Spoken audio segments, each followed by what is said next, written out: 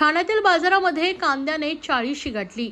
भारताने गेल्या महिन्याच्या अखेरीस 6 देशांना कांद्याच्या निर्यातीवरील बंदी उठवल्यामुळे कांद्याच्या भावामध्ये वाढ झाली आहे।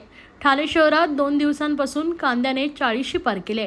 किरकोळ बाजारात 20 ते 25 रुपये किलोने मिळणारा कांदा हा 30 ते 40 रुपये किलोंवर गेलाय।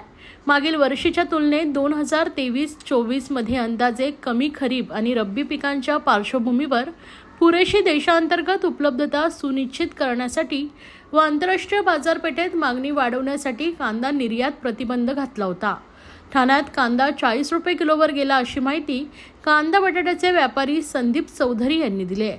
याआधी कांद्याचे दर होलसेल बाजारात 12 ते 16 रुपये किलो आणि किरकोळ बाजारात 20 ते 25 रुपये किलो होते, तर निर्यात बंदीनंतर होलसेल बाजारात दर 20 ते 22 रुपये किलो आहे, तर किरकोळ बाजारात 30 ते 40 रुपये किलो झालाय। 50शी पार केल्यानंतर त्याची झळ बसण्याची शक्यता आहे।